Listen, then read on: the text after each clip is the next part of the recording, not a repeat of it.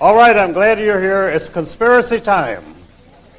You know, a few years ago, I was in London with Bill Cooper, who is now deceased, and or murdered, and some people rented Wembley Arena, the biggest meeting place in England. They were going to fill it up with so many people wanted to hear about conspiracies.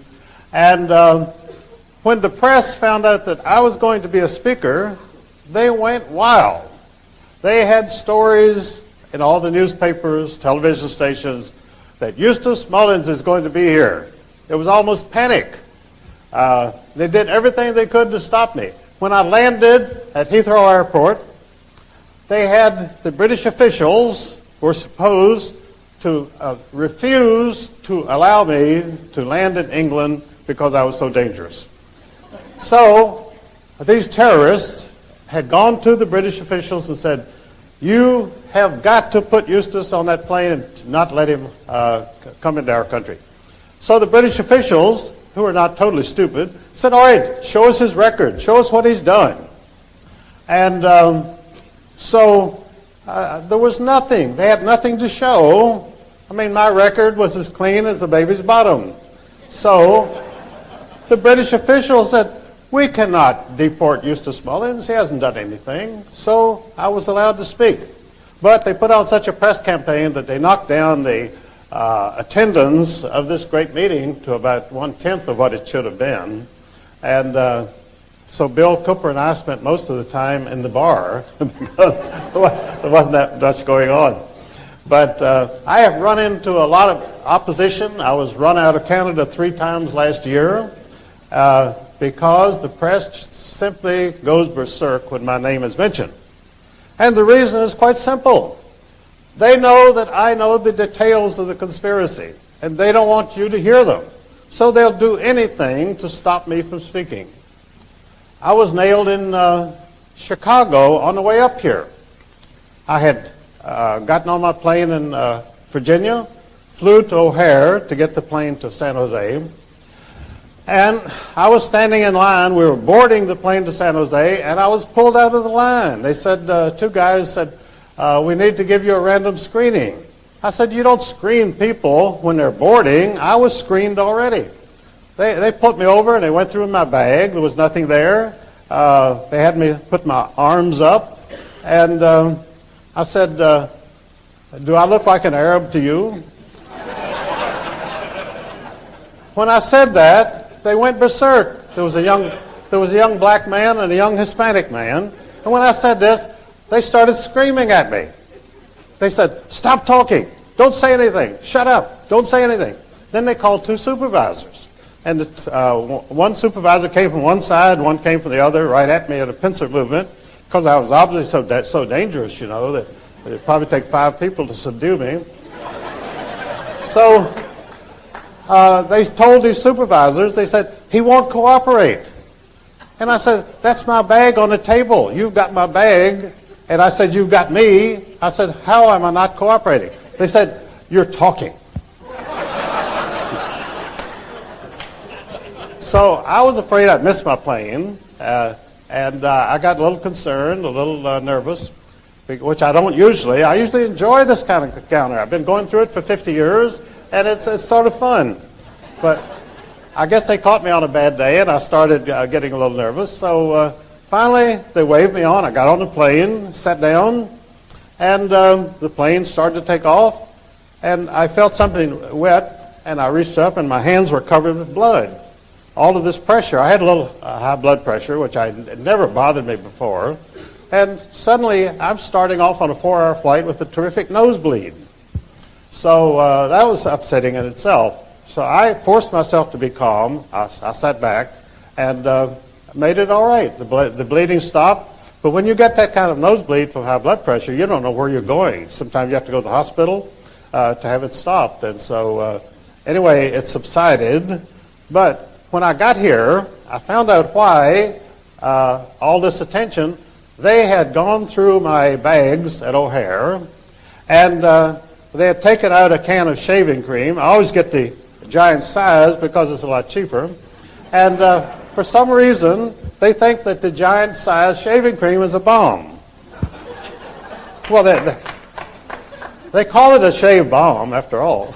And I don't think these people have, with their limited intelligence, they think that a shave bomb must be a bomb. I even ran into that in Japan a few years ago. We were taking a flight from Tokyo to Sapporo, and I was with 3 Japanese gentlemen, and they wouldn't let us on the plane. And I didn't understand what was going on. And finally, one of the officials held up a bag, my bag, and pulled out this shaving can, and he said it was a bomb. And so the Japanese people told him that it was theirs. They wouldn't say it was mine. They said it was theirs, and they argued with him, and they finally let us on the plane. But you just don't know how dangerous a shave bomb is until you run into officials. So when I got here and unpacked here at the hotel, I found out that my shaving can was gone. And also, I had brought along a picture of Thomas Jefferson, which I was sort of proud of. Some friends came down to the University of Virginia a few years ago from Detroit. I had spoken up there several times. And there's a statue of Thomas Jefferson at the law school. There's about 4 statues of Jefferson around on the UVA campus, but this particular one is a very nice one, and it's off secluded by itself. So my friends took pictures of me standing beside Jefferson, profile, and I had this picture. This happened in 1977, and I looked at the picture a few months ago, and I realized that our profiles, which were matched up, were exactly similar. Every feature was exactly similar. It was like a double. And so I brought that along. I was going to show it to you, but that picture also disappeared from my suitcase. And as far as I know, that's all they took was the shave bomb in the picture. But I know that the FBI loves to get pictures of me. I don't know why. But they've got lots of them, and they're always willing to get one more. So they got that one. I have copies of it, so I'll travel with it from now on. But I was very chagrined. I used to go to meetings, and the FBI would hop out of bushes. I was at a funeral in Culpeper of a friend of mine, George Lincoln Rockwell, a few years ago. And to get to the little cemetery, you had to walk through some bushes and through some backyards. And every bush that I passed, an FBI agent jumped out in front of me and snapped a picture. And so I thought, my gosh, I would think they'd have enough. But they always want one more, and so they got more. But this is a lot of attention. You know, I was under daily surveillance by the FBI for 33 years. I used to come out of my apartment in Chicago, and there'd be 3 carloads of FBI agents parked in front of on Lincoln Avenue, right down the street from the Biograph Theater where they assassinated John Dillinger, and 2 blocks from the Clark Street garage where the St. Valentine's Day massacre took place. Very historic area. Although at that time there was a dump. They hadn't rebuilt it. Now it's a tourist attraction. So whenever I came out of my apartment, they would very ostentatiously take off their speaker microphones from the dashboard and hold it up so I could see it, because this was supposed to intimidate me. Well, in fact, it was sort of flattering. I thought, this is my public.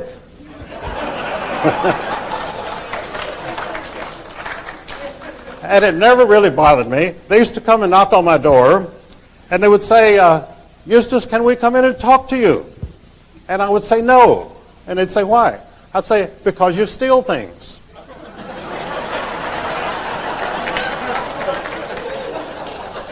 And then these agents would say through the door, well, if we promise not to steal anything.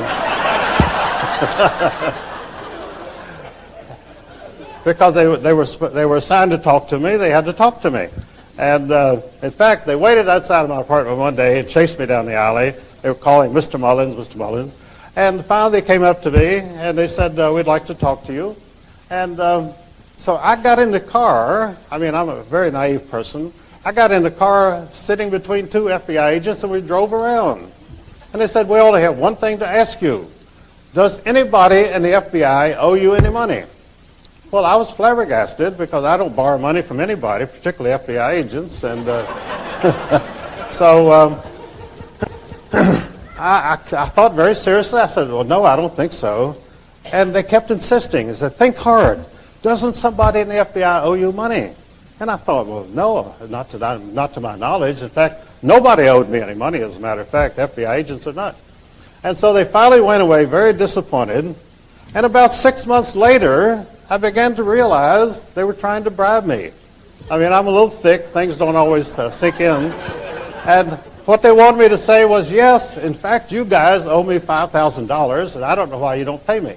And they would have paid me on the spot. They would have given me $5,000 because they wanted to sign me up. They wanted me on the payroll.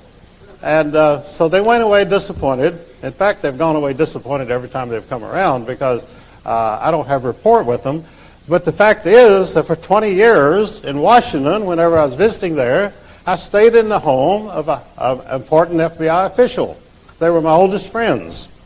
And finally, one day, this official was going to retire, and he asked me to meet him down on 9th and Constitution at the Department of Justice building. We were to have lunch. And he came up, and he was very dejected. He said, Eustice, I can't have lunch with you. I said, that's all right. And then he said, they've told me, I'm retiring in 6 months, they said, if they found out that you've been in my house again any time before I retire, they're going to take my pension. And I said, well, that's no problem, because this is the way these people live. These are the rules they live by.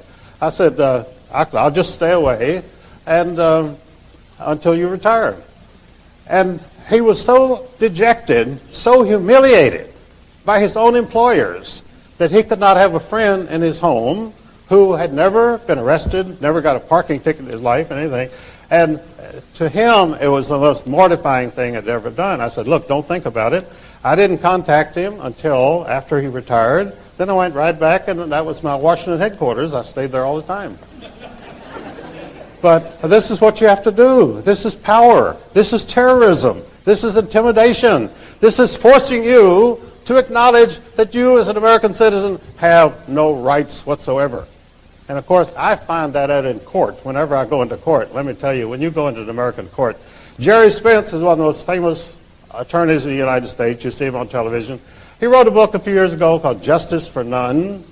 And the first sentence of that book is, there is no justice for any American in any American court. And I could verify that because I've been there many times and I have never seen any justice whatsoever.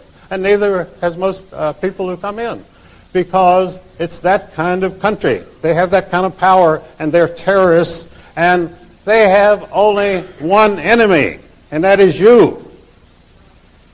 They hate you because, first of all, you outnumber them, and because they're afraid of you.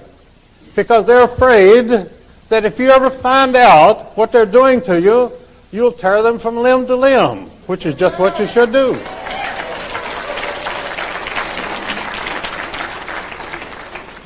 So it's a state of war, war of the government against the people. And how do you win that war? You fight back.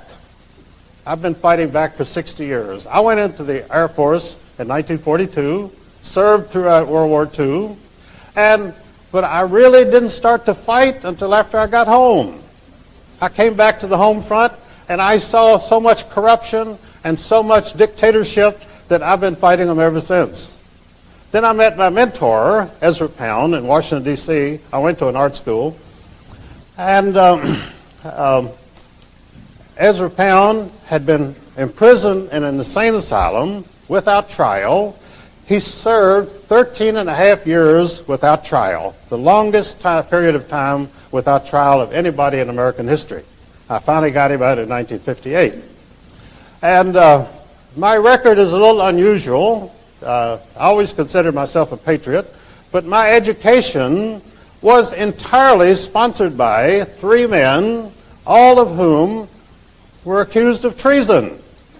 I went to Washington Lee University, which was founded by George Washington, which its president was Robert E. Lee, and they were tried for treason. They were not tried. They were accused of treason. They would have been hung if they'd been convicted. They were never convicted. Then Ezra Pound completed my education, was tried for treason, never tried for treason, but he was indicted.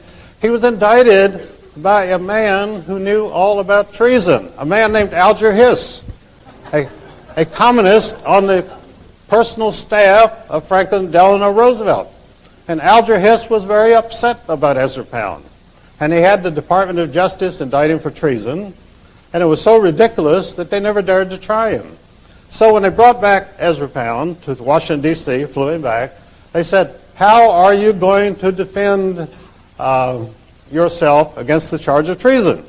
Ezra Pound said, I will stand by everything I have ever said or written. Well, that was the wrong answer. That brought consternation. They did not want him. They want you to grovel. They want you to say, I'm wrong. That's what they did with Gordon Liddy. You know, Gordon Liddy refused to grovel, and he served the longest period of time of any of the Watergate people because he refused to give in. He refused to cringe and to say, I'm so sorry for what I've done. One of the ladies who came to see Ezra Pound at St. Elizabeth's Hospital was a very famous scholar named Edith Hamilton. And so Ezra Pound asked her one day, he said, now, Edith, you've been an active lady all your life. Have you ever regretted anything that you've ever done? And she said, no, I have never regretted one day of my life. And he said, neither have I. And I personally feel the same. If you have to regret something, you must have done something wrong. But if you're fighting for your country, you're doing the right thing. And you'll never regret it as long as you live. This is the way of life. This is the way of the American patriot. This is the way this country was founded. And this country was founded by a revolution. And what did Thomas Jefferson say? He said, you have to have a revolution every 25 years. And it's true. Because within 20 years or so, the people in power began to like their comfortable lives. They don't want to give it up. They'll do anything to keep their power over you. And so they will start to oppress you, and they'll oppress you more and more and more. So my life has been as the protege of three men accused of treason. And I became the protege of other people. I became the protege of H.L. Hunt, the richest man in the world. And the reason H.L. and I liked each other, he was a very brilliant guy. And we got along fine. I will say this, that all the people that I've ever met who were real Americans, we never disagreed on one thing. We never argued. We never quarreled. Because we believed in the same thing. We were Americans. We're for America. We have no other allegiances. You have the President of the United States cringing in public, George W., and saying, we must defend Israel. I never heard a president say we must defend Israel or any other country. We elected him to defend the United States.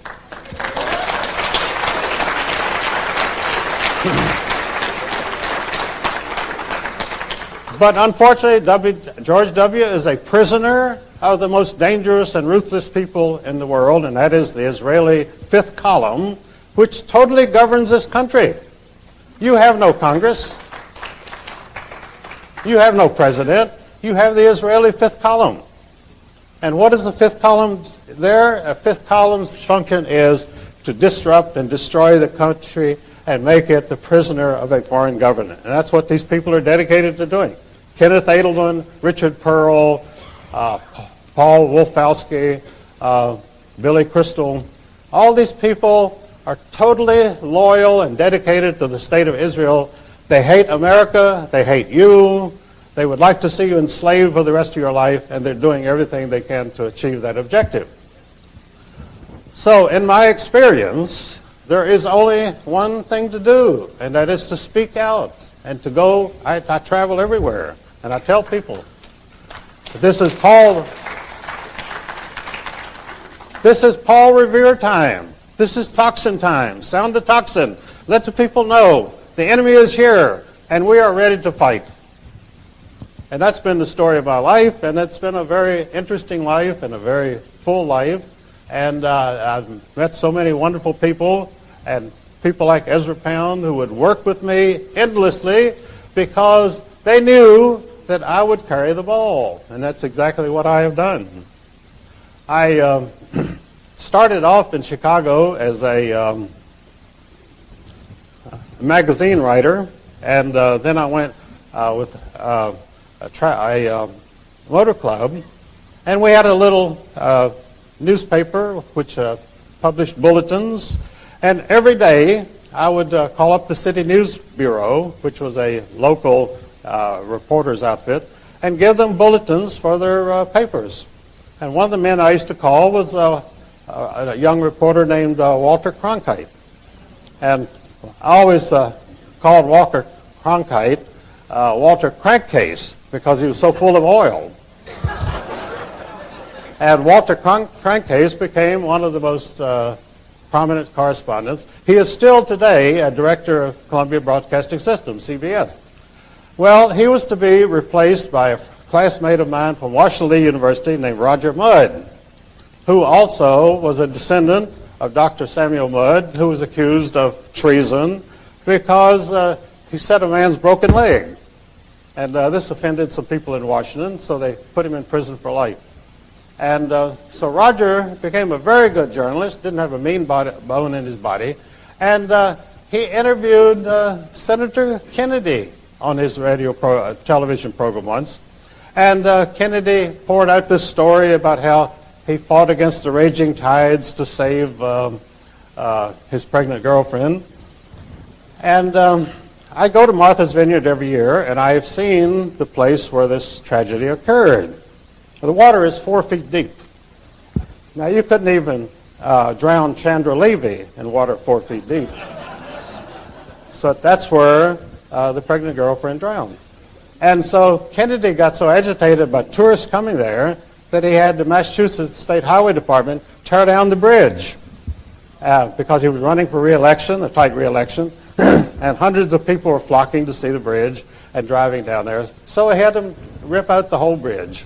I think they put it back now, but for about 5 years you couldn't even drive down there. But these people are so cowardly. They're fearful all the time. They don't enjoy their power because they're so afraid of you. And so what you've got to do is to hate them as much as they hate you, frankly. I'm not an apostle of hate, but that's what you have to do. In your own self-interest, you have to know these people, know what they're doing, know what their programs are, and that's why they go after me with all these newspaper stories, TV denunciations. I spoke at a meeting of the Constitution Party, Pennsylvania, a couple of weeks ago. I was invited to come and speak.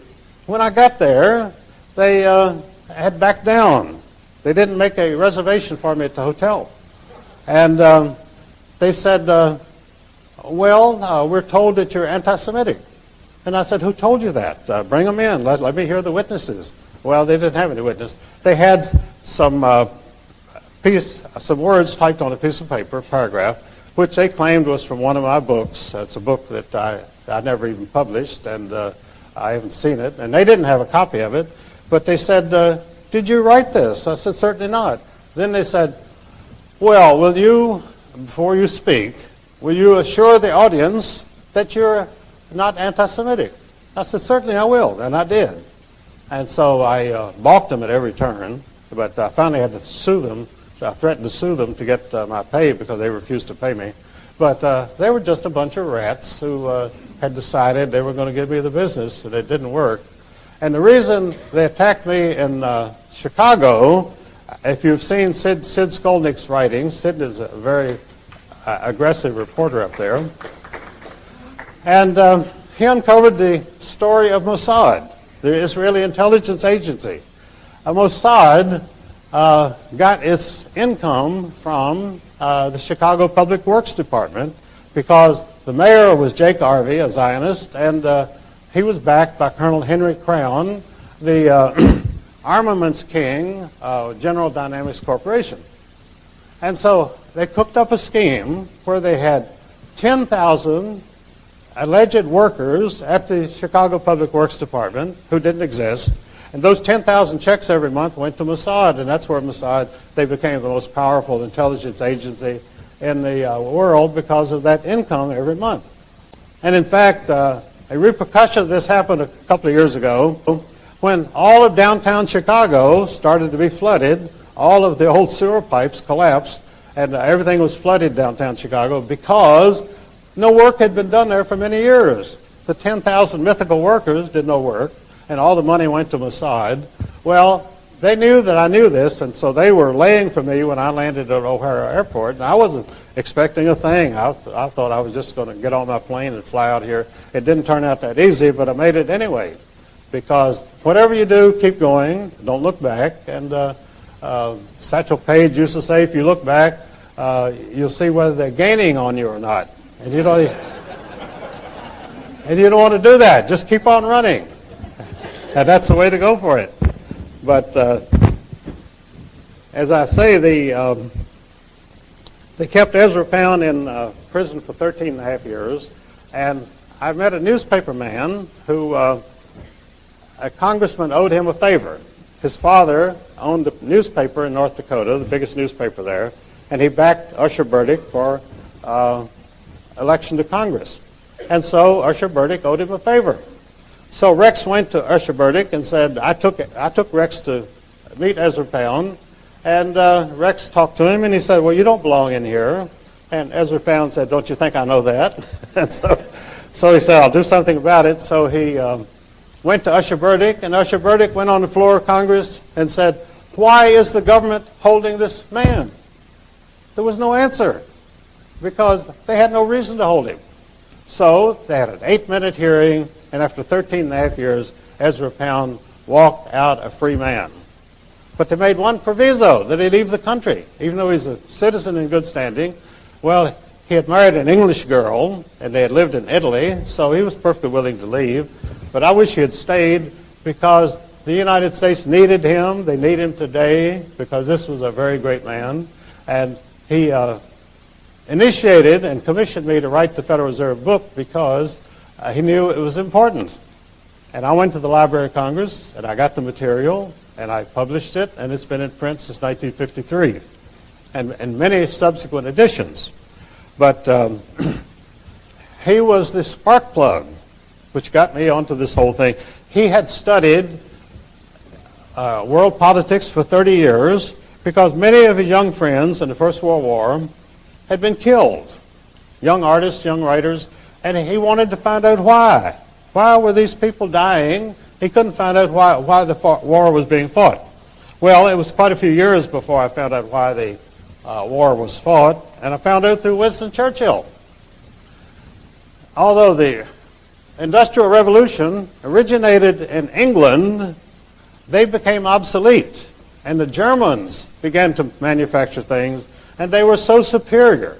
Their products were so better and newer and more modern, and the British could not compete with them. So by 1910, England was facing bankruptcy because they couldn't sell their products abroad. People preferred the German products. And because of this, you had World War I and World War II.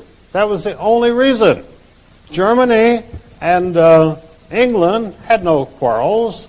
In fact, they were cousins. The Kaiser Wilhelm and King George V of England were first cousins. They were part of Queen Victoria's family. In fact, so was the Tsarina of Russia. At that time, the aristocracy of Europe was just one big family. So there was no reason for any war. And suddenly we had this terrible war.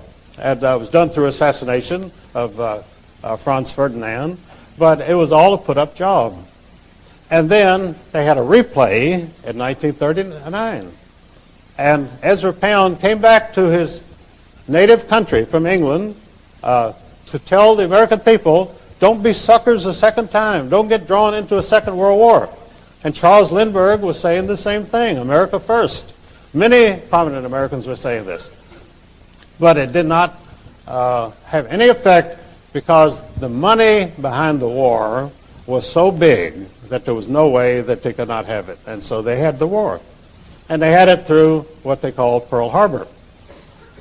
Now, when we had the attack on the World Trade Center, they initially said it's another Pearl Harbor. Then they backed up on that, because they realized that by now most people in this country knew that Pearl Harbor had been staged. The Japanese had more or less been suckered into attacking it. And there were traitors in their own government, actually, who caused them to attack Pearl Harbor. And so so the mention of Pearl Harbor brought up memories that they didn't want, so they dropped the Pearl Harbor thing. Then they decided to call their war against terrorism a crusade, and they were hastily told you got to drop that because the Crusades were, of course, the historic wars between Christians and Muslims in the Middle East, which is still going on today. And they didn't want to get into that. So they finally settled on something very bland. They called it Homeland Security. And Homeland Security meant that you could be secure in your homeland as long as you were surrounded by armed guards, as long as you had to fight your way in and out of an airport to get on an airplane, and that you would have cameras everywhere taking your picture because you might do something evil or something treasonable, which, of course, most Americans are not even contemplating doing. We're good citizens. We live good lives. We're not into crime. But we are the people who are being surveilled. We're the people who are being pursued. I was dragged out of a line a few days ago at O'Hare Airport to be scanned. And there was nothing to scan. And when I put my arms up, they said, "Don't put your arms up like that. You're supposed to do it like this." And I said, I'm not used to being arrested. You'll have to tell me what I'm supposed to do.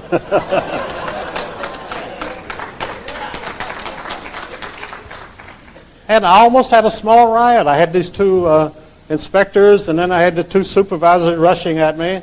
And you would have thought John Dillinger was on the loose, you know. Stop this guy. Stop him before he kills more. But I survived that, and I've survived many things. But as I say, the 33 years of FBI surveillance that I endured, I found very interesting, and it showed what the country has come to, because they have to fight phantoms. They don't want to fight the real enemy, because the real enemy is in the conspiracy, and they're running the show. So the conspirators are fighting you, and that's why we're here today. And in fact, I think Brian may have overlooked, he thanked a number of people about making this meeting possible, but I think he missed one, and that was Dan Rather. I think that you wouldn't even come here today if it wasn't for Dan Rather lying every night, and you have to come here to find out what's going on.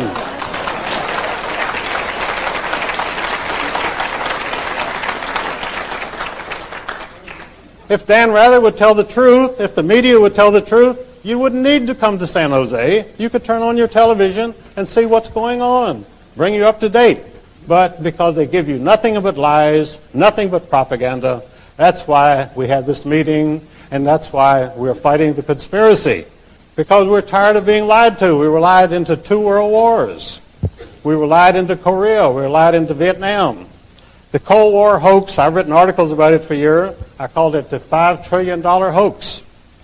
The Cold War was created out of nothing because... Like our money?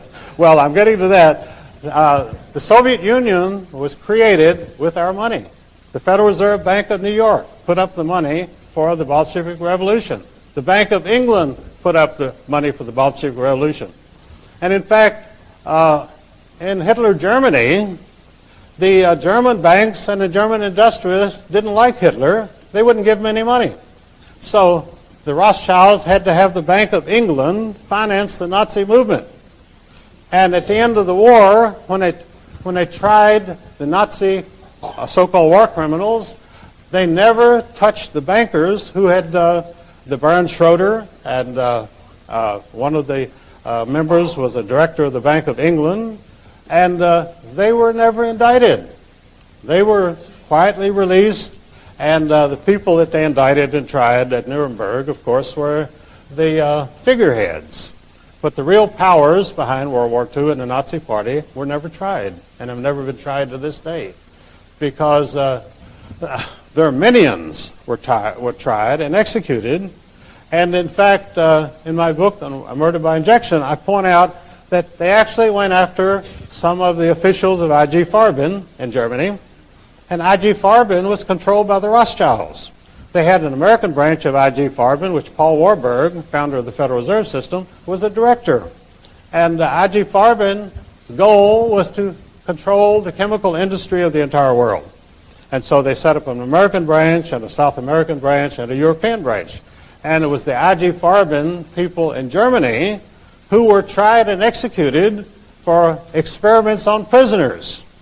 And they have carried on those same experiments on prisoners in this country ever since.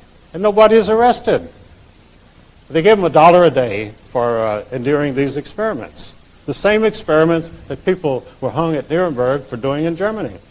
So what's good in one country is not necessarily good in another country, apparently.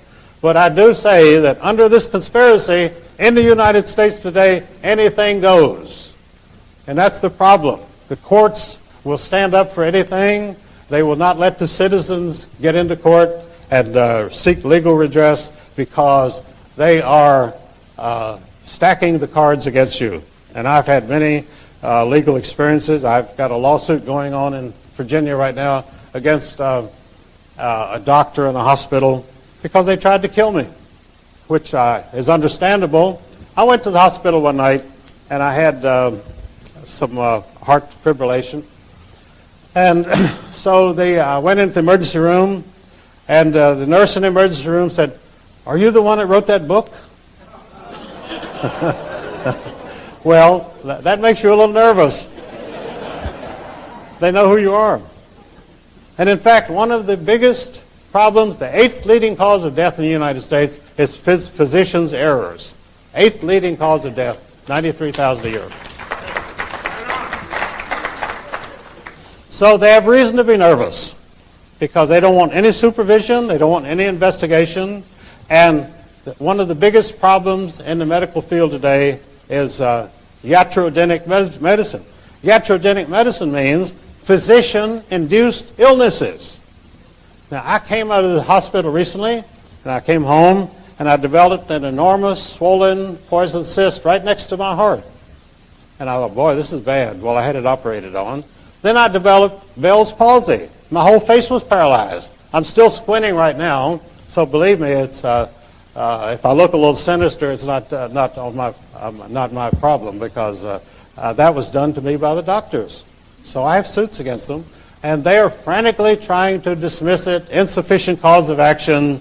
Trying to kill you is not a cause of action in American law. So we'll see how that goes, but this is how they operate. And so anyway, I got Ezra Pound out of prison, and my latest project is to show the Israeli fifth column in the United States, and that the Assistant Secretary of Defense.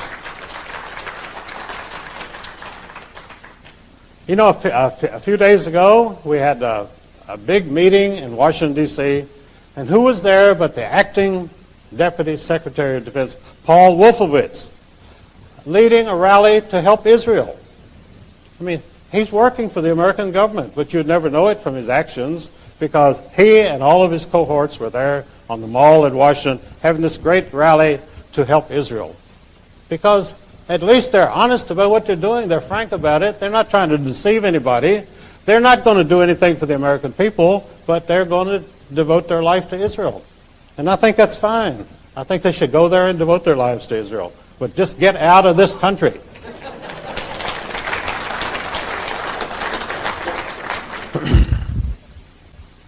Now, after 9/11, by the way, you might have seen some commentary about the fact that the government, no one in the government wants to touch 9/11. They don't want any investigation. 11 days after Pearl Harbor, they had the first of 8 investigations going in Washington about Pearl Harbor. But now they don't want to touch any investigation, and the reason is they're terrified that you will find out what happened. So no investigation.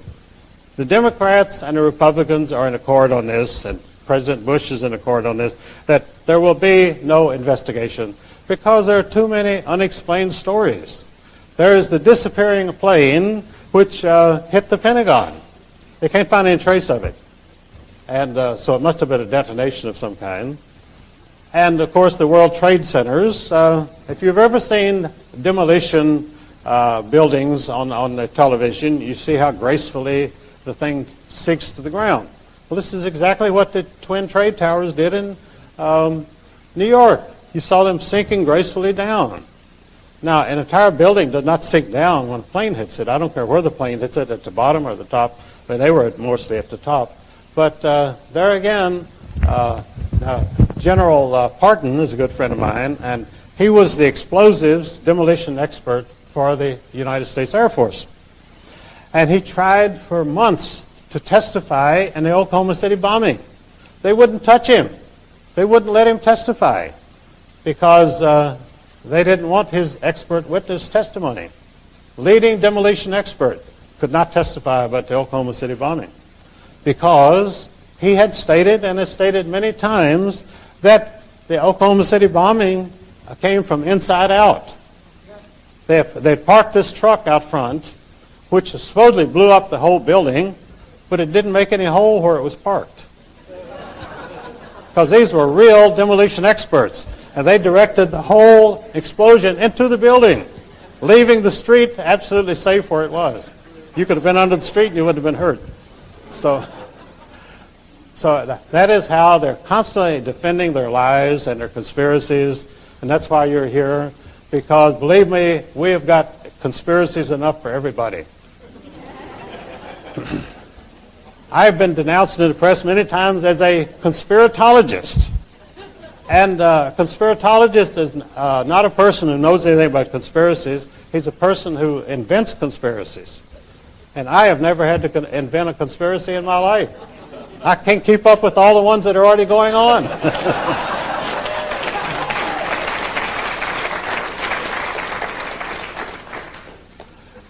But conspiracy itself is apparently the American way of life. The Federal Reserve conspiracy was one of the most famous of the conspiracies. My book on the Federal Reserve System for about 20 years, I published editions of it under the name The Federal Reserve Conspiracy, because that's what it was and that's what it is. And I'm the only person who ever called it a criminal syndicate. I said the Federal Reserve System is not federal, no more than Federal Express. It has no reserves. It doesn't need any reserves because they can print all the money that they want. Why? If you've got the printing presses, why do you need reserves? And it's not a system because it's a criminal syndicate. These people conspired to rob the people of the United States. That is a criminal conspiracy. You can't, under law, you cannot define it any other way. And of course, no one has ever indicted the Federal Reserve people or pursued them legally on this, because you can't get into the courts. When you go into the court, who is sitting there but the judge? I had a judge. I sued the Anti-Defamation League for $100 million a few years ago. And I went before the D.C. court in Washington, D.C. And this is down at 3rd and Pennsylvania Avenue. When I used to walk, my friend George Stimson, the founder of the National Press Club, he would walk home down Pennsylvania Avenue in the evening to Capitol Hill, where he lived in a little hotel there. And we would walk by two buildings. One building was the Masonic building, and the next building was the Standard Oil building, Standard Oil office building. They were fairly modest buildings because they had limitations on how high the buildings could be. And we would walk past these two buildings. They were the most two prominent buildings on Pennsylvania Avenue. Well, they finally realized it was a little obvious, so they tore them both down and they built a big new courthouse at 3rd and Constitution, and that's the federal courthouse. That's where I went with my lawsuit. Well, the judge that they assigned to me was named Judge Harold Green. And Harold Green was the one that broke up the American telephone system, because the people in Russia were always complaining to the United States that we had such a wonderful telephone system, and they had a lousy telephone system, and it made them look bad. So Judge Harold Green decided, well, if we want to get along with the Russians, we've got to make our telephone system as bad as theirs. I mean, these people have odd ways of thinking. It's very difficult for you to follow their line of thoughts because they're insane. Criminally insane. And as I say, I got my education in the insane asylum under Ezra Pound, so I know all about it.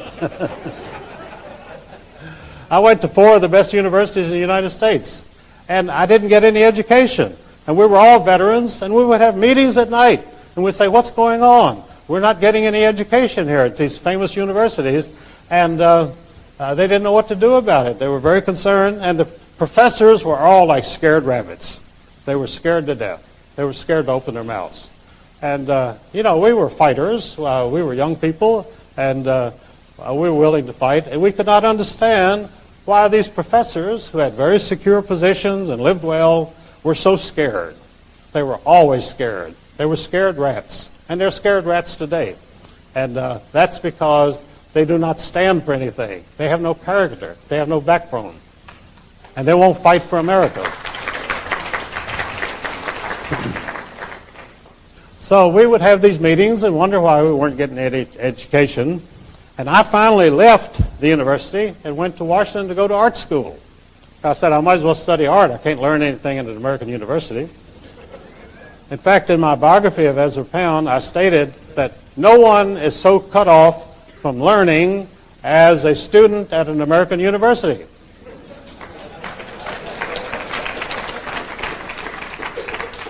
I wrote that in 1959, and it's just as true today as it was then. And so, because I write and say things like this, I'm not too popular in some quarters. But that doesn't bother me because I'm not looking for popularity. I just want to tell people the facts and let them, I want to give people information so that you can act on it. Because one person alone cannot do it, but the American people are a sleeping giant, and we're beginning to wake up, and I see it every day, everywhere in this country. We're fed up. We realize that we've got to put an end to these lies. We've got to put an end to this corruption. We've got to put an end to this treason. We cannot have a foreign fifth column running the government of the United States. It's as simple as that.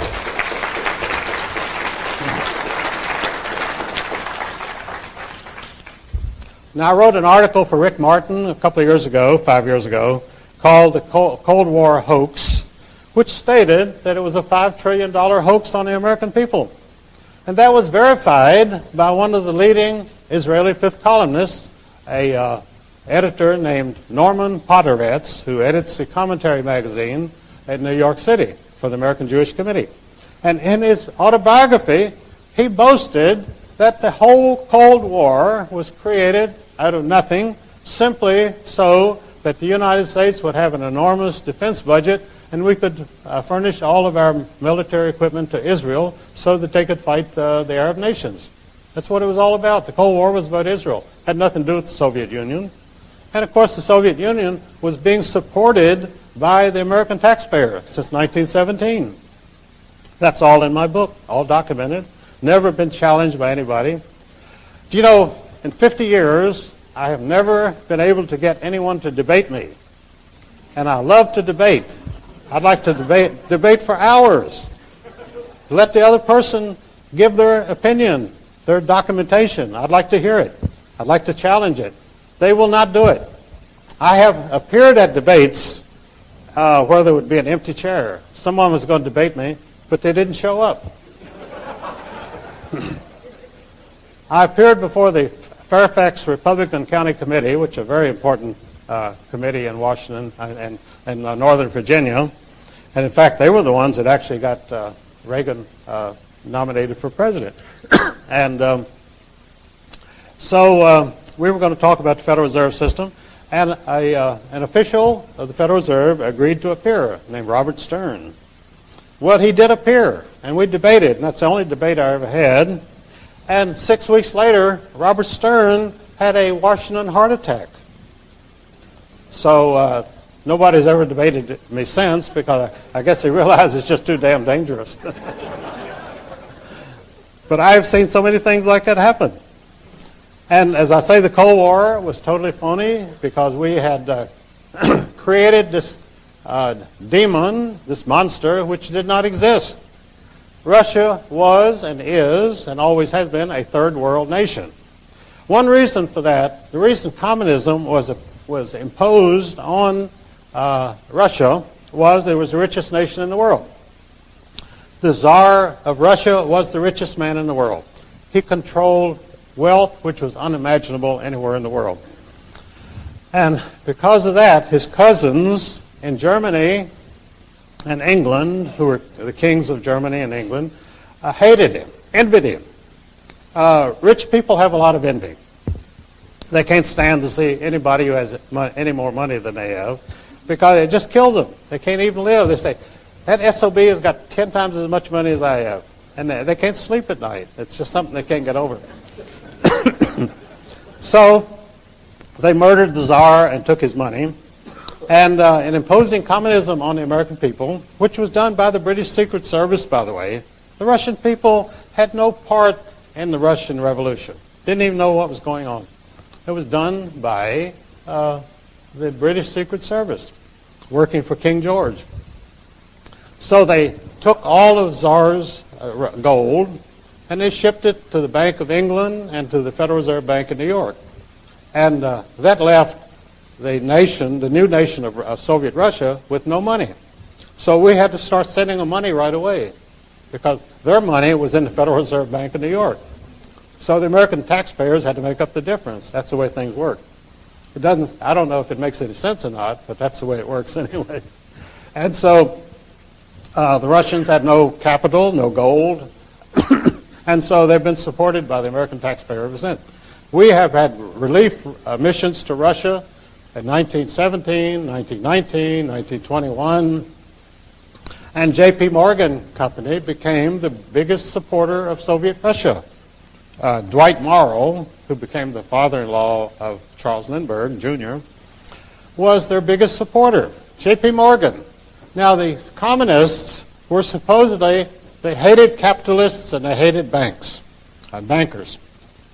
But yet J.P. Morgan, the most famous banker in the world, was practically the sole supporter of the Soviet Union. And for many years, only 2 people could land at Moscow airport without permission, flying any time. They were Armand Hammer, founder of the Communist Party of the United States, and David Rockefeller, who may be the real founder of the Communist Party, I don't know. But anyway, Armand Hammer had the title and David Rockefeller had the money. They could land at Moscow airport without getting shot down, but no one else could. If they approached the airport, they'd be shot down immediately. So that shows you who the real power is. In 1936, a member of Paul Warburg's banking firm, Otto Kahn, Kuhn-Loeb and Company in New York, which was a Rothschild operation, he landed at Moscow airport. And Stalin himself, the ruler of Russia, who murdered 1 million people a year, came out to visit him, came out to welcome him, and practically groveled before Otto Kahn, a little Jewish banker from New York, because that's where the real power was. Stalin had power in Russia, but he had no power anywhere else. If he walked outside the borders of Russia, he'd be nobody. But these bankers are powerful all over the world, and where they go, they're revered. People hang on every word, and they absolutely listen to them and will do anything that they say. And that's the kind of world we have because the money people exercise the reins of power. And they can call themselves democracies, they can call themselves fascists, they can call themselves Nazis or communists, but they're all the same people. And the people in those countries, we denounce communist countries and fascist countries, but this country, as many commentators have said over and over again, is becoming the most fascist country in the world because the government becomes more powerful, the people are stripped of their liberties, and we have these plebiscite elections where the candidates for election refuse to tell you what they stand for. They don't dare tell you what they stand for, because if they did, you wouldn't vote for them. So this is what we have, the plebiscites, and we used to denounce the Nazis during the 30s for having plebiscites where people would vote for their nominated candidates and they really had no choice. And we have the same thing.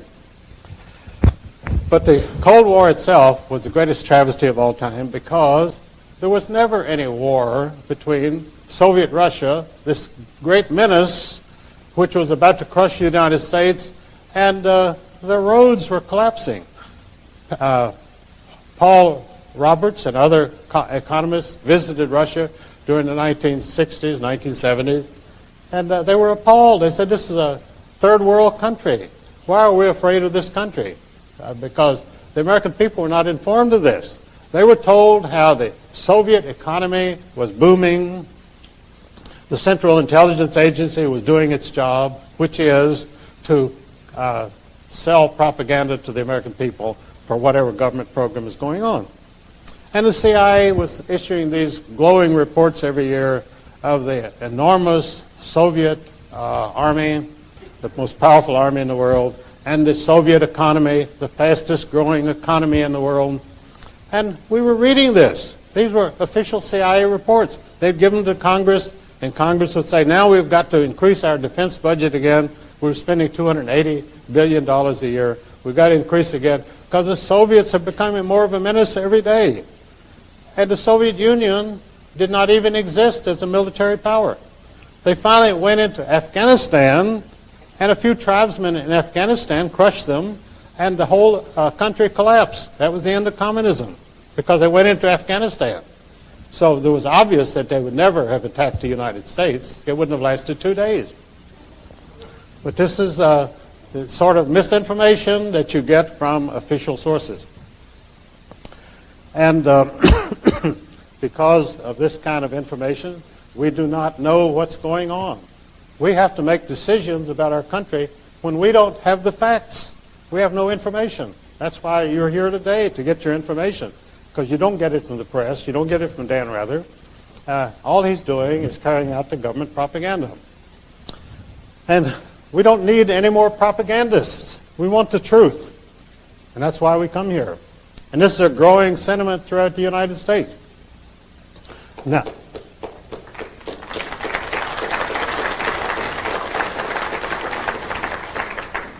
Now there is more and more information going because of the internet and because people have email and voicemail, and the government doesn't know what to do because the people are getting information.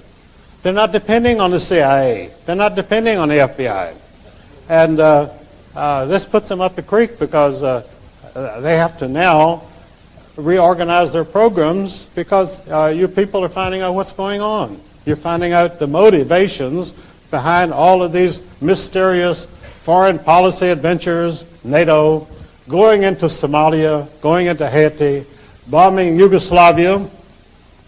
You know, the old Nazis must have felt real good about bombing Yugoslavia because Hitler had this ambitious plan for bombing Yugoslavia into rubble during World War II. And those plans were interrupted by his war against Russia. So it never happened. So along comes NATO many years later and absolutely carries out the Hitler plan of bombing Yugoslavia into rubble, which Hitler had come up with in 1942. It took them a few years, but they got it done. And that's the whole story of the bombing of Yugoslavia. It was the Nazi program. And in fact, NATO is the Nazis of today. And I was told this in Japan, of all things. The granddaughter of the last emperor, Meiji Emperor, told me this. And she had gone to Yugoslavia to talk to Milicevic and to tell him this. And he knew it. That's why he's on trial today. He's on trial because he opposed the Nazi bombing of Yugoslavia by NATO. And so he's on trial for his life as a supposed war criminal. And I don't know what happened in Yugoslavia, and I don't think anyone else will ever know. But you haven't heard much about his trial lately because things disappear from the press. It's very interesting. They have an arch criminal, and they're going to have a trial, and they're going to wreak vengeance on this terrible criminal. Then suddenly it all kind of fades away. Nothing happens. You remember the great furor about anthrax after 9/11. Well, anthrax was the greatest danger in the world. Everybody was talking anthrax, and a senator said he got a letter with some anthrax in it and so forth. And we were supposed to be terrified of anthrax. So I wrote an article for Rick Martin, which I titled, "Anthrax is as American as apple pie."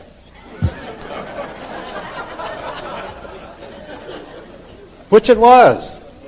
Anthrax as a weapon was contrived in the United States because Winston Churchill had decided that they had to have 2 wars against the German people, and they couldn't go on like this because Britain did not have the wherewithal to continue fighting wars against Germany, and they couldn't compete with them.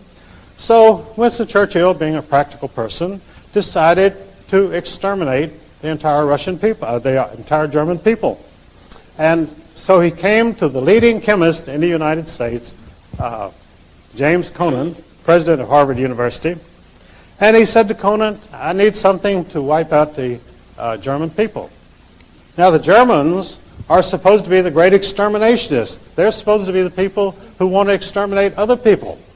But in fact, the only candidates for extermination in the 20th century have been the German people. Because Churchill said to Conant, get me something that'll kill every human being in Germany. And Conant said, well, fine. You know, after all, he was president of Harvard University, and he wouldn't be shocked by a request like that.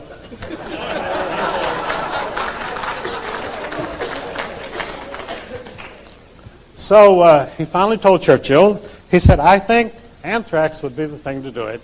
And so Churchill says, go ahead and develop it. And he developed anthrax cakes, which would be dropped in Germany. And it would be fodder for animals, which was impregnated with anthrax. And the cattle would eat this, and then the people would eat the cattle, which the Germans would eat the cattle, which were now heavily impregnated with anthrax, and they would die slow, agonizing deaths. Well, this seemed to be just the right thing. So they made 5 million of these anthrax cases, and they were going to drop them in Germany. But then the war ended. The Germans quit on us, and so they never had a chance to exterminate them. So these 5 million anthrax cakes were stored in England for many years, and finally, in the 1970s, they realized they had to get rid of them, so they burned them. So here you had clouds of burning anthrax going over England. I don't know how many people that killed, because nothing was ever said about it. And so then we heard nothing more about anthrax until suddenly they said Saddam Hussein of Iraq has anthrax. Well, if he had anthrax, it came from the United States because we were the only people that produced anthrax. But nothing was said about that. So all of a sudden, we had this terrible weapon which we had to be fearful of anthrax. And the papers were full of it, the news programs every night, anthrax, anthrax, anthrax. And this went on for months. And then when my article came out about anthrax as American as apple pie, anthrax disappeared from the news. How long has it been since you've heard of anthrax? They'll mention it once in a while in a passing, but the great campaign of anthrax was abandoned because I had exposed the fact that James Conant had worked on it right here during the war at Fort Detrick, Maryland. Same place they developed AIDS, by the way. They're very active at Fort Detrick. They come up with a lot of stuff. And so they just had to give up on the anthrax because they were using the anthrax scare to also have a new smallpox scare. They were saying that the bioterrorists not only are going to give us anthrax, but they're going to spread smallpox. So they had 17 million decaying doses of smallpox vaccine, which they wanted to get rid of. So the government was going to inject these with 17 million Americans with these doses, which were probably, they admitted a lot of them would be fatal because they were no longer usable. And they finally had to abandon that. But the pharmaceutical companies were dead set on going ahead with the great smallpox vaccination, which never happened because the risks were too great. They would have killed thousands of people.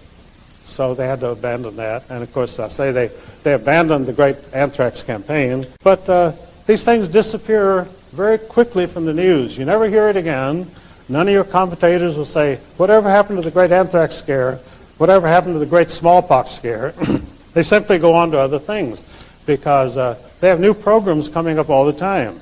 And it's a corporation mentality because we have a corporate state, and corporations develop programs to promote this and to promote that, and every employee has got to get behind this 100%.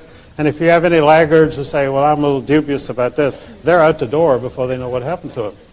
And that once you get out on those terms, you don't get employment anywhere else. because when you leave one corporation, if you don't have a recommendation from them, you can't go to another corporation and get a job. That's how they operate. So another thing that I wrote about recently was called the $6 trillion robbery. Now, the $6 trillion robbery was the Great Recession of 2000. Between March and November of 2000, Alan Greenspan, chairman of the Federal Reserve Board of Governors, finally brought about the recession that he wanted. It took 6 rapid interest rate increases to bring the country and the economy to the point of collapse. 6 increases before he could do this.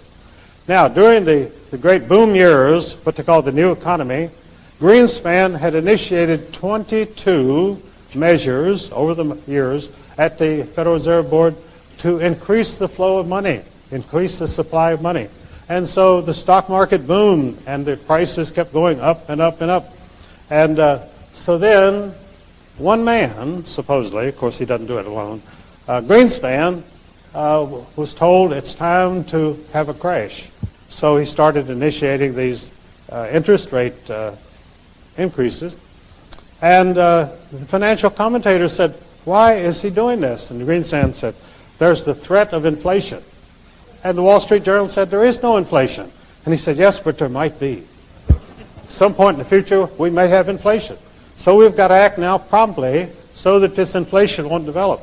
And so, and of course, it was all fake. Everything these people do is fake and lies. They have no background whatsoever for it. Milton Friedman has said for 50 years that the Federal Reserve has caused every financial problem in this country since it was initiated in 1914.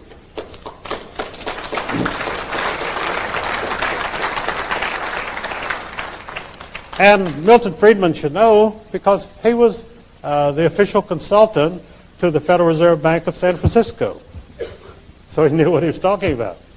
But he actually disagreed with many of the things that the Federal Reserve did because they were too artificial, too contrived. They had no basis whatsoever, for no financial information behind it. They simply did it because this was their program. They wanted the market to go up or they wanted the market to go down. And they had the mechanism to do it. They had the interest rate increase. They had the fact that the Federal Reserve Open Market Committee could buy or sell government bonds on the open market. That either increases or decreases the supply of money. And the stock market daily prices are totally dependent on the money supply. If it goes down, the prices go down. If it goes up, if the money increases, they go up. So people on the inside always know which way it's going to go. They know 3 or 4 or 5 or 6 days ahead of time. And they can get in there and make their money. And if you are buying stocks, you have no idea any of this is going on. And you have these Wall Street analysts who are constantly telling you, oh, this is a good buy, you better get this is going up. And you buy it, and it goes down. Because Greenspan has done something to decrease the money supply, and the stock goes down.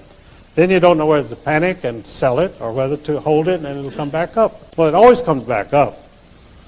J.P. Morgan was asked one day by a reporter. He said, Mr. Morgan, this is about 1910, he said, Mr. Morgan, what is the market going to do? And J.P. Morgan said, my dear sir, the market will fluctuate. And that's how he made his living, because it fluctuated. If the market remains stable, after all, the worth of United States steel is about the same from one day to the next, but the market goes up and down because it's being manipulated. And as I say, U.S. Steel itself has the same resources, the same profits that it had last week, but the market will drop 5 points. And that's because of the way that they manipulate the markets, and that's how they steal from you. And so the $6 trillion loss, which American people suffered from March to November of 2000, I call it the $6 trillion robbery. Greatest robbery in history. Al Capone never made as much money in his whole life as the Federal Reserve people make in one day. Never. Al Capone complained, by the way, to the press. He felt he was getting a raw deal. He was always being held up in the press as such a gangster, And he said, I don't know why you reporters write these things about me. He said, I'm just another businessman. And that was true. But he was a small-time businessman. The big boys didn't even know he existed. They got their liquor from him, but Al Capone could never touch the resources and the money that these Federal Reserve bankers rake in every day of the year. They've got the biggest theft operation going. I call it the federal robbery system. And the income tax, which they set up, by the way, to protect their own fluctuations of the market by simply taxing you so you'll have less money to spend. And they don't care how much money you have, but it's a control mechanism. It keeps you in line. You want to go out and buy something, you can't do it because the Internal Revenue has withheld it from your salary as a tax. And that's how it's actually the jackboot pressing down on your neck forever. 1984, George Orwell. We've got everything that George Orwell predicted in 1984. We've got the newspeak, double speak, everything. It's all happening here every day. And he wrote this back in 1948. And many people like myself really like to study 1984 because it's an absolute blueprint for everything that you've seen happen in the last 50 years. The control of the people, manipulation, and always at the bottom is government force. The government does not ever expect to persuade you to do anything or convince you to do anything, so they use force. And that's always who comes to your house but the armed FBI agent carrying a gun. And you don't even have a gun, but he has the gun, and so you have to pay up. And this is the way it's always force. There is no philosophy of government behind it. There is no benevolent intentions towards your being a citizen of this country. And in fact, the way that they send money out of the country to other countries shows that they have no loyalty to this country. I have, for years, stated that on the income tax deductions, they should not be allowed to deduct anything that's sent out of the country. I mean, if you want to give money to a charity in the United States, that should be deductible. But if it goes out of our borders, it should not be deductible. If you want to send money to England or Israel, that's fine. But why should the other taxpayers have to pay up in order so that you can do this?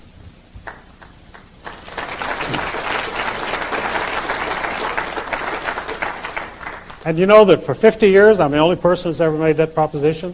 None of your politicians in Washington would ever touch us with a 10-foot pole, because it's the foreign payments which they live on, because that's where the big kickbacks come out. Because when they send $10 million somewhere, they get about $1 million kickback, and that's why they do it. I mean, these congressmen, these politicians, they're not philanthropists.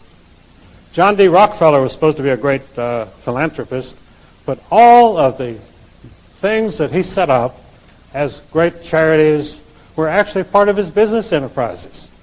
And at his charities, he developed the business products which became his most profitable operations. Everything the Rockefeller Foundation has done has been strictly business. And the medications, the hospital taking over the medical profession in 1913, at the same time he got the Federal Reserve System going, was all intended to make him more money.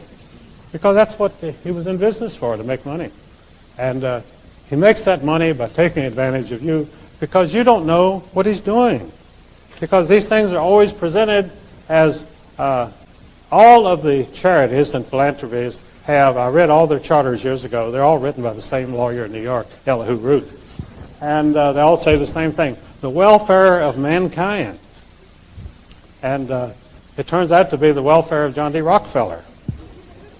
Because they don't do anything except for themselves. They never help anybody. But they always cloak it under the pretense that they're doing this for brotherhood and for helping other people, that they lie awake at night worrying how they can help other people, and they're robbing them blind constantly. And that's part of the conspiracy. Not only to steal from people, but to make you grateful for having been robbed.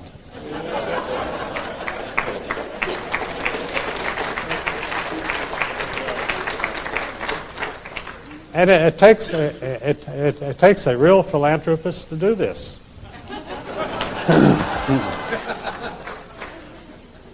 You know, I said I was a protege of H.L. Hunt, and I wrote some books with him down in Dallas. And H.L. Hunt did not leave a foundation because he knew they were all fake. And he didn't want some communist giving his money away. I knew John MacArthur also, who had the Bankers Life Insurance. He was a billionaire too. And John MacArthur was as good a patriot and American as you would ever want to meet in his life. And when he died, he left his money to a foundation. And that foundation today almost exclusively gives $350,000 awards to a lot of people every year. They call genius grants. And these geniuses, when you read what their projects are, I mean, you can't read it without laughing. And they also have a great bias because practically all the recipients of John D. MacArthur grants are lesbians because the lesbians run it. And after all, they are very partial to their own people. So if you're not a lesbian, don't apply to the MacArthur Foundation. You may be a genius, but you're not going to get the grant. And all of these foundations are totally taken over by people who hate the capitalists who accumulated the money to endow the foundations. They're always taken over by people who spend the rest of their lives fighting everything that these people stood for. John MacArthur must be turning over in his grave every day. Henry Ford, the Ford Foundation, became the most communist of all the foundations. And Henry Ford used to give my friend Elizabeth Dilling in Chicago $5,000 a week to fight communism. So after he died, his money has been spent to promote communism. And that's what it's been doing ever since. So I don't want to run over time here, but let's see if what I've got really important that I want to get across to you. Half an hour? All right, good. Oh, well, I can cover a lot in that. Pardon? What exactly is the Oh, well, I want to talk about the reign of terror. Now, what we're seeing take place in this country today, the sort of thing I went through at O'Hare Airport a couple of days ago, terrorism. By the way, these two inspectors who were giving me such a rough time there, and I told him, I said, look, I don't understand this. I'm not a terrorist. And this little Hispanic boy said, well, this is not about terrorism. And that was stunning to me. I mean, here I was being scanned and pulled out of line in the airport, and he said, it's not about terrorism. But it was about terrorizing me is what it was about. But he wouldn't say that. And this whole thing, by the way, see, we had the American Revolution without terrorism. Because these were real patriots fighting for their land, fighting for the land that they loved.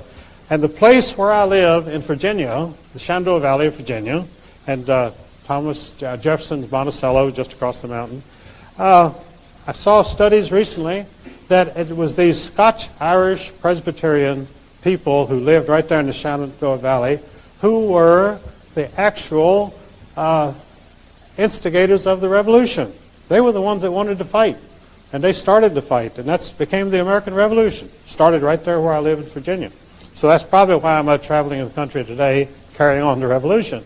That's what my people have been doing for 200 years.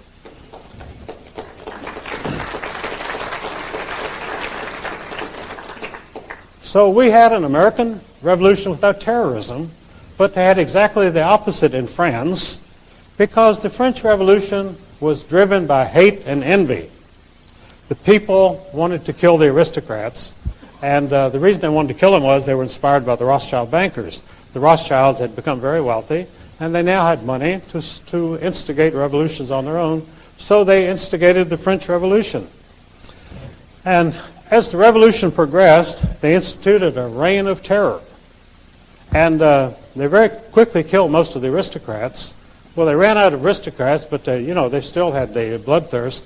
So they started killing peasants. They put hundreds of peasants onto rafts and floated them into a lake and drowned them.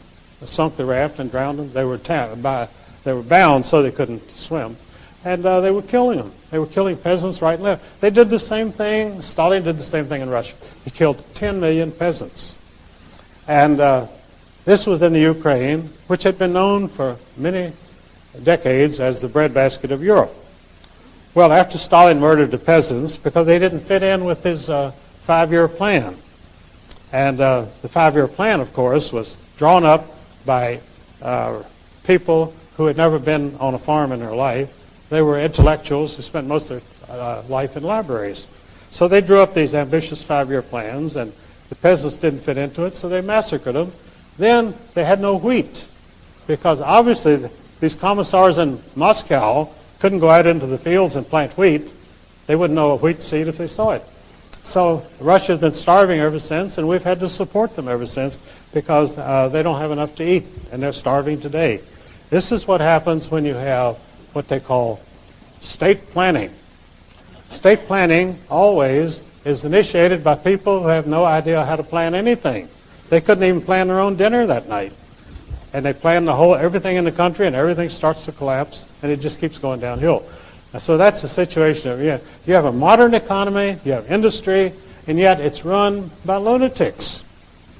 You know, Ezra Pound, when he finally left the United States after being released, he was asked by a reporter in New York, he said, Dr. Pound, how does it feel to get out of the insane asylum? And Ezra Pound said, don't you know that all America is an insane asylum? That was his parting words when he went back to Italy. And when you see state planning, you have to think it is an insane asylum. And you get the feeling in Washington, I practically grew up on Capitol Hill, and one of the things I did there was to work for Joe McCarthy. And I am a member of the McCarthy Committee today in Wisconsin. And the John Birch Society, after Robert Welch died, the guys who took it over or inherited it from Welch, they sold off all of the buildings up there, made a lot of money, and moved to Appleton, Wisconsin. They were going to take over the McCarthy Foundation. And the first thing that they did, when they got to Appleton, they said to the committee, you've got to get rid of Eustice Mullins. And they were nonplussed by this because I had been the spark plug of the thing for some years. And there were some older people in it, but they were in their 80s and 90s, and they died off. And so I was almost the last survivor. And these Birch people came in and said, you've got to get rid of Eustice Mullins. In fact, whenever I'm into something and people come in, the infiltrators, first thing they say is get rid of Eustice Mullins. And the only reason is because they can't control me. They have no control, no leverage whatsoever. Because I'm going to speak the truth, and that's the only thing I'm going to speak. So, obviously,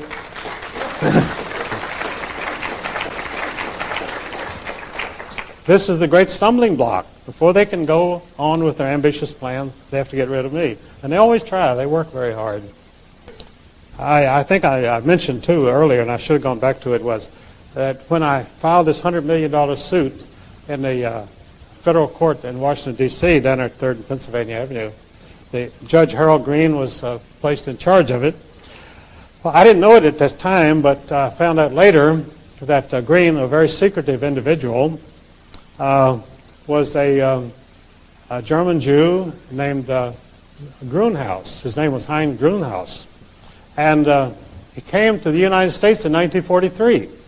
Well, Jews were not allowed to immigrate in 1943, so he must have been sent over here as a double agent. And so he promptly joined the United States Army, and he and Henry Kissinger and a bunch of other communists went back to Germany as the occupation army. They didn't participate in the fighting. They waited until people like Audie Murphy had won all the battles and the war was over. Then in comes this influx of these people, a horde of refugees who became the occupation government of Germany. And Kissinger had the code name of Bohr as an official Soviet agent, which has been printed many times. He's never denied it. And one of his chief assistants was Grunhaus, who now called himself Green. I don't think he even changed his name legally. They don't bother. Don't have to. So Green came back and joined the Justice Department. He authored the Voting Rights Act of 1950, the Civil Rights Act, and became one of the most influential people in Washington. So they made him first a Superior Court judge, and then Lyndon Johnson put him on the federal court in Washington. So he was my judge, and he promptly dismissed my suit without a hearing. And so I took it to the appeals court of District of Columbia, and there was another judge named Lawrence Silberman, also Jewish, and he promptly upheld Grunhaus's dismissal of my suit. He had been appointed by Nixon. Silberman, he's still there. So Grunhaus had given one interview in his life, and in that interview, which I found, he admitted his name was Grunhaus, and he now called himself Harold Green. And this was the only time that he ever gave an interview throughout his whole career. He died 2 years ago. So here, Heinz Grunhaus, a German refugee, is dismissing my suit without a hearing because he didn't want me to have a hearing. I have been denied jury trial in every lawsuit I've ever filed in this country. Every time. And the Constitution guarantees you a jury trial. And I stipulated at every court case I ever filed that I would have a jury trial. I've never had one to this day. Because the judges feel like they can do what they want to. And as Jerry Spence said, there is no justice in any American court for any American today. And it's true. Go to court and see how much justice you get. I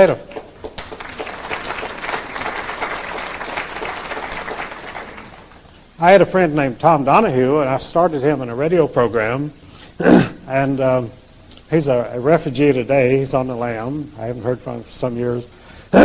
Because he went before Judge Barefoot Sanders in Texas, and Sanders would not even allow him.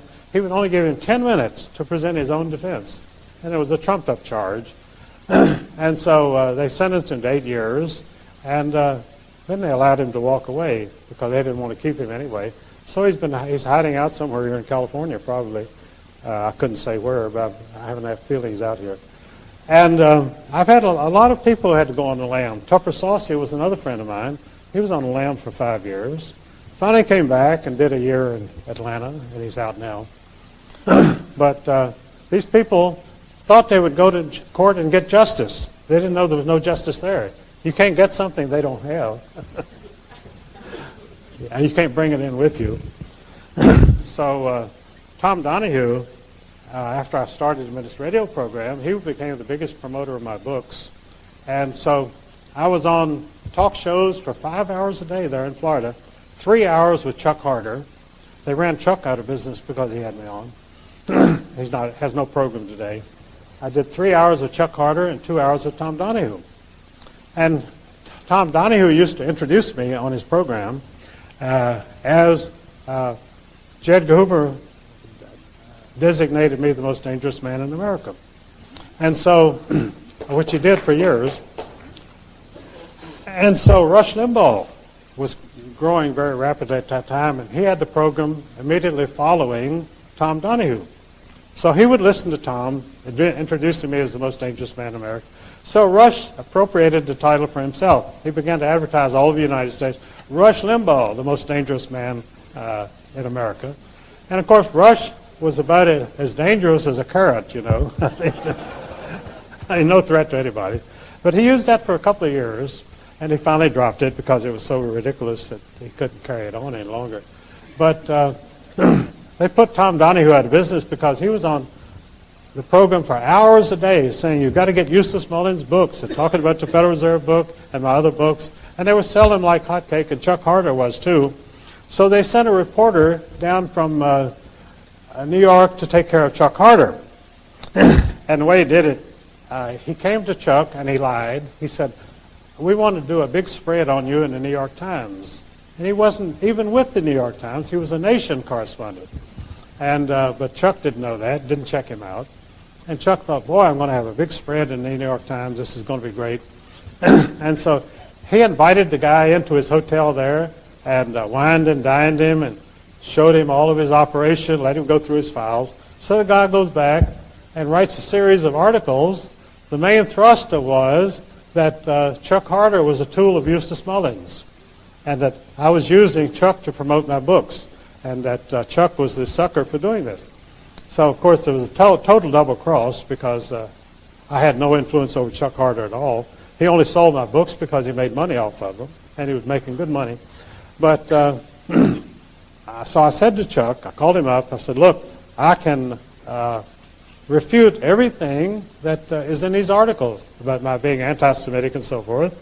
I said, as I've said on your program, I said, they call me anti-Semitic because I go along with the Orthodox Jewish position, which is that there can be no Jewish kingdom on earth until their Messiah comes.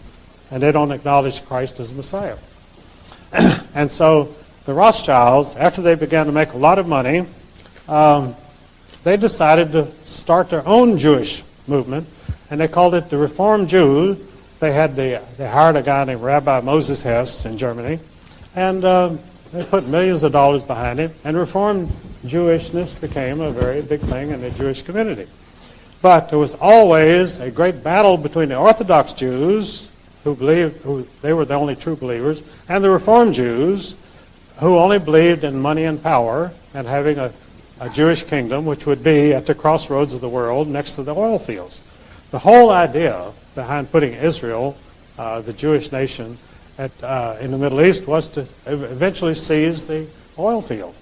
And that's what the new program is. They're starting the Crusades over again. The Crusades started in 1279, and there were 8 Crusades, and the Christians won the first Crusade very handily. They beat the Muslims, and they took over Jerusalem.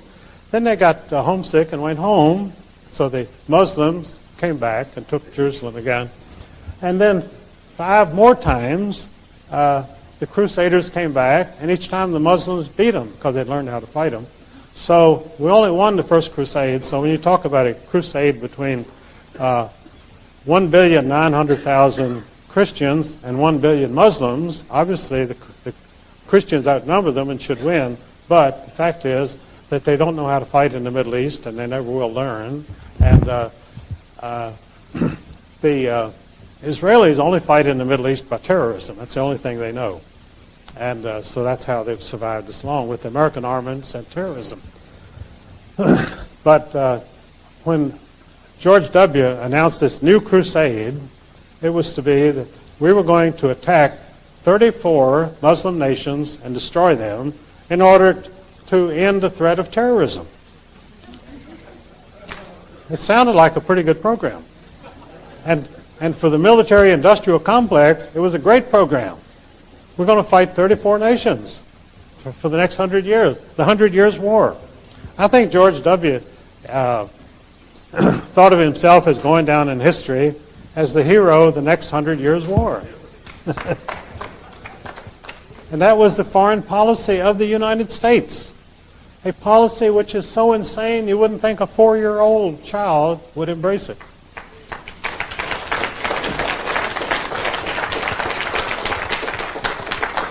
And even today, it's the only foreign policy we have. We have no other foreign policy. And of course, our foreign policy should be how to get along with other nations. Instead,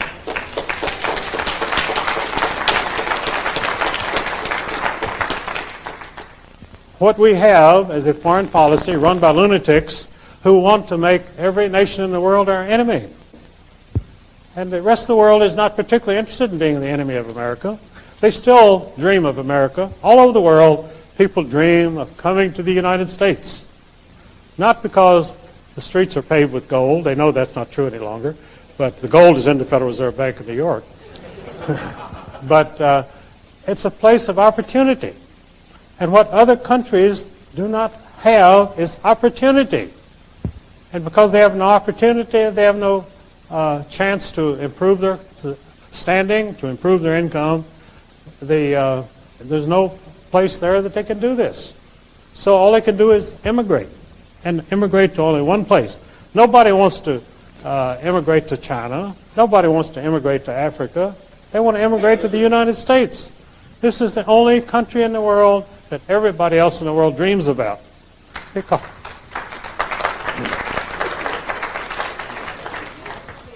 And that's understandable But at the same time, you and I living here know that it's up to us to always fight for this country and to keep it a country that is the envy of the world. And this is our great task. And this is what we can do, and we will do, because we understand it's our duty and our responsibility. We fought 2 world wars, which were totally staged, as I say, to knock out German industrial capacity. And they had the Bolshevik Revolution. The Bolshevik Revolution was perpetrated not only to rob the Tsar, but to put Russia back in the Dark Ages, to eliminate Russia with its natural resources as a competitor in the modern world. So what communism did was to put Russia back 100 years.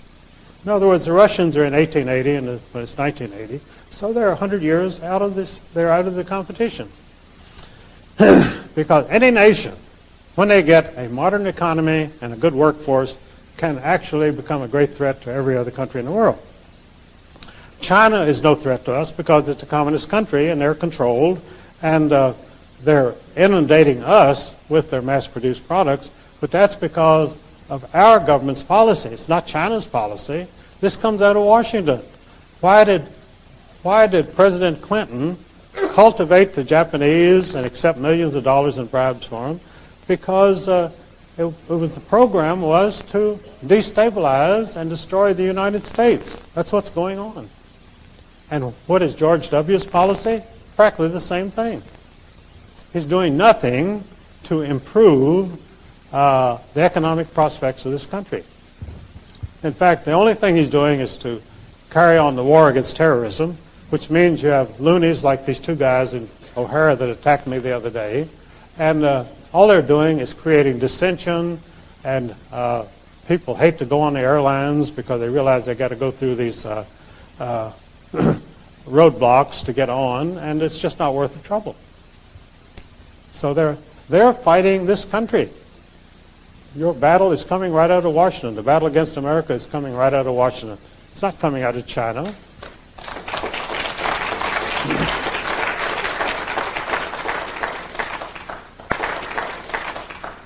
And if it's a battle against America, what is it? It's a conspiracy, and that's why you're here, to find out about the conspiracy. They could not do this without a conspiracy. If one person in Washington would stand up and say, I stand for America, see what the bumper stickers they put out, they say, you stand behind this country, stand behind the USA. They don't say, we stand in front of the USA, we stand behind. And because they're behind, we're behind. And that's where we are today. Language is very important. So all the slogans that came out of the 9/11 show the total poverty and hopelessness of these people because they're living in the past. They cannot face the future. And the future belongs to America. And we will have the future if we exercise our responsibilities.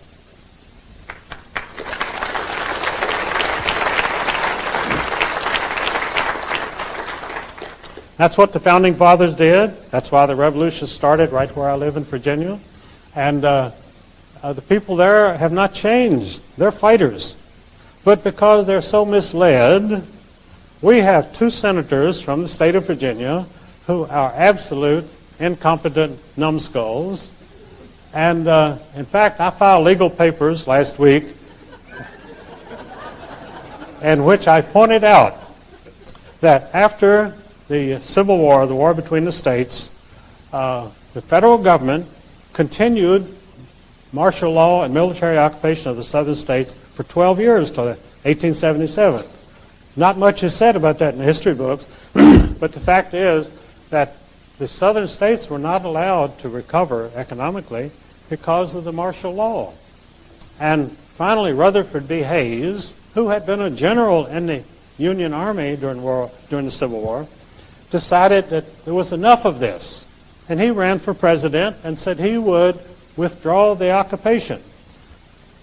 And it was one of the most bitter fought presidential campaigns of all time because the terrorists in Washington were determined to maintain martial law in the southern states and oppress the southern people. And Hayes won very narrowly, and he withdrew the occupation. But as I pointed out in my legal papers last week, when the military occupation was withdrawn, they left in the southern states puppet political parties, Nazi Quisling type parties, and they have run the southern states ever since. And I pointed out that in the state of Virginia, this was filed with the court, in the state of Virginia we have the scalawags, who are now known as the Democrats, and the carpetbaggers, who are now known as Republicans.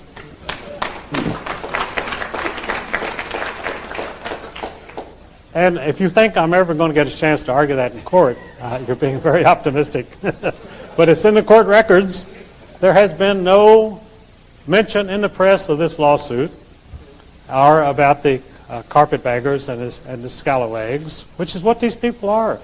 They're absolute scum, and the people in Virginia and the other states are working for these puppet Quisling political parties. So this is what we're fighting for, to finally end the Civil War. Over 150 years ago it took place, and now we haven't recovered because they will not allow us to recover. They will not allow prosperity with the people because of the control of the media, the control of the schools, control of the government. They're keeping the people in slavery. And this is their only program. Slavery was forbidden by the 13th Amendment. But we have more slavery in this country today. We have people working 3 and 4 jobs simply to exist. If that is a slavery, in most places where they have slavery, they don't work 3 jobs. And if you have to work like that, then you're a slave. Absolutely no other description for it. So what I call for is the liberation of America, the restoration of freedom to the American people. That's my program. Now, if you don't like it, okay, but that's what I'm going on. And I believe that the American people themselves realize the necessity for this, the necessity for breaking off from this conspiracy of lies. They call it the conspiracy of dunces, which is not personally directed at W, but if it fits, all right. But I feel like the prospects are good. I feel like that there's a new wave sweeping America. We're recovering from the recession, although they're doing everything they can to maintain it. The recovery has been very slow because we take, as Lenin said, you take 1 step forward and 2 steps backwards. And that's what the government is doing today, 1 step forward and 2 steps backwards. And that's keeping us down.